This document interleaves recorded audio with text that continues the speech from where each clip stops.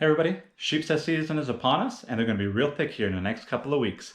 You're wondering, how do I catch these guys, or how do I catch more of them and actually limit out on them? I'm going to show you everything you need to know and unravel all those secrets for you. Stay tuned.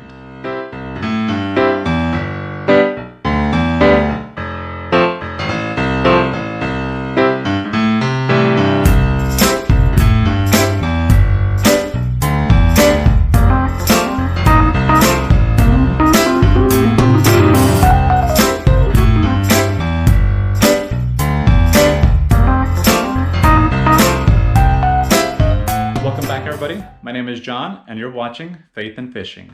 In this episode we're going to have a lot of content for you based on how to catch sheepshead, what to do for them, and I'm going to leave a list here on this screen showing you perhaps where the times are that those different items show up throughout this video, so that if you don't want to watch a certain section you could always skip ahead and get to where you need to be. Without any further ado, let's get right into it. What we're going to start with is the heavier tackle, and we'll work our way back down. And I want to end up with sharing my favorite setup and the setup that is the most successful for me. So we're starting off with the traditional Carolina rig. This is essentially just an egg weight above a swivel and going down to what I like to use, a 1/0 Gamakatsu octopus hook. This is my favorite hook and it is my go-to. I don't need anything bigger than this and I don't need anything smaller than this. What you're going to find is that everybody has their own method and their own way to go about fishing for sheepshead. The bottom line is, what is your best setup and what works for you? That's going to be for gear, tackle, knots, weights, you name it. Whatever works best for you is going to be the best setup for sheepshead. I'm just going to show you the different options, and through trial and error you can decide which one works best for you. Now this is a setup that you would use in a little bit deeper water and in fast currents.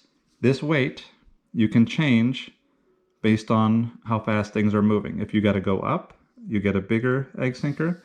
If you need to go down, again, obviously you get a lower egg sinker. What I'm using for a leader is actually monofilament. It is the Berkley Trilene. It's extreme fighting power, big game. It's a 30-pound monofilament here. I also have a 20-pound, which I'll switch between just based on where I'm at and if I'm in heavy structure. Obviously, the heavier structure, if you're fishing pilings and you've got barnacles and oysters and things of that nature, you can get hung up and they can break you off that way. So the heavier you can go, the better. I know some anglers will use 50-pound. That's a bit excessive for where I fish, and 30 does me just fine. I have no issues with it.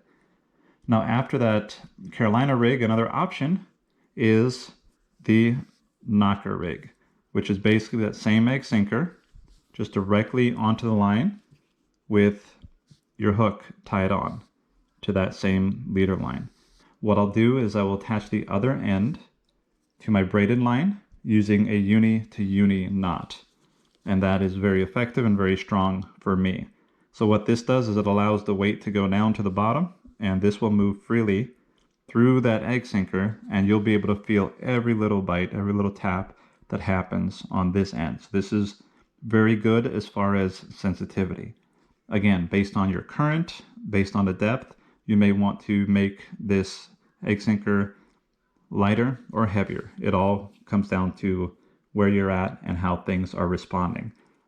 A lot of times, as many of you know, you're going to have to change what you're doing on the spot. So going on to the next option for a little bit heavier currents and for deeper waters is this swing jig. You're seeing this a lot lately. They're called swing jigs, but others will refer to them as football jigs or sheepshead jigs, but it all depends on what kind of hook you have attached to it. You can change the hooks, the different types, different styles of hooks, and target flounder or other types of fish. But this is a good alternative for some deeper water. As you can see, they come in different sizes with the hooks and the weights. This is a smaller weight, probably a 1/4 ounce weight. This is obviously for a lower current. And as you can see, if you can see this ring here, it's a split ring. You can attach those if yours doesn't come with that. As you see here, this doesn't come with it. But you can modify this and you can add a split ring, and that way you can change out your hooks and you don't have to lose the whole jig. Another option for deeper water or heavy currents is this sweeper jig. This guy is incredibly popular and a lot of anglers are using them, and they're using them successfully. The benefit to this one is that when it does go down, because of how the lead is designed on this, it will actually, you'll have your crab or your shrimp on here and it'll actually lay down on the bottom like that and present your crab sitting up or your shrimp. I mention crabs all the time because I do use them predominantly. They are my most successful bait. But we'll talk about that later on. So this sweeper jig, you can look at them online throughout social media. A lot of people are using them and they're using them successfully and they absolutely love them. These do catch fish, but so do every other option that I have been showing you. So next up I have jig heads. These are poison tail jig heads. They are from MV3 Baits. He is a local guy here on the west coast of Florida, and he provides these. They're very good, high quality jig heads, and they are not overly priced or overly expensive. So I would recommend these. I've used them both successfully. And with this, you are literally just rigging up your shrimp or rigging up your crab or whatever bait, sand fleas, oysters, barnacles, whatever you're using, you can put them on here. Obviously this hook is a little bit larger than I would appreciate to use for sheepshead or for snapper. And again, he's got different size options. These I purchased for using with his soft plastics. And again, you can check him out, reach out to him, MV3 Baits. He's on Facebook, he's on Instagram, and he's very reasonably priced. He's local and he's a good option for supporting local small businesses. And again, it's a high quality product. Now, last but not least, my favorite and my most successful approach to sheepshead fishing. Now, this works for me, and again, for everybody else, it might be based upon your area, how deep you're fishing, etc., etc. But for me, again, the 1/0 Gamakatsu octopus hook. This is a 30-pound leader again, using that Berkeley trilene. And literally it's just straight leader to a hook.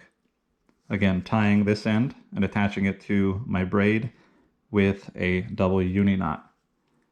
This works the best because it allows the bait to be presented in the most natural possible way.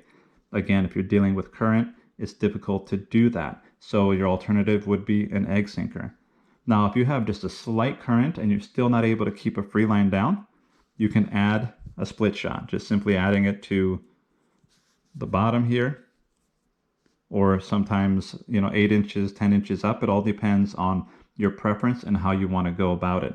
A lot of times I'll just attach it here towards the bottom, and it presents kind of like that swing jig. And you just attach it there.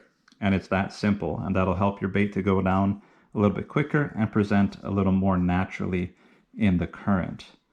Again, with that swing jig, the reason this is pretty successful is because you have that weight to get you down there, but then this allows the bait to move around freely. It gives it more of a natural presentation. Again, it wiggles it around. The next thing I want to talk to you about is where do I fish to target sheepshead?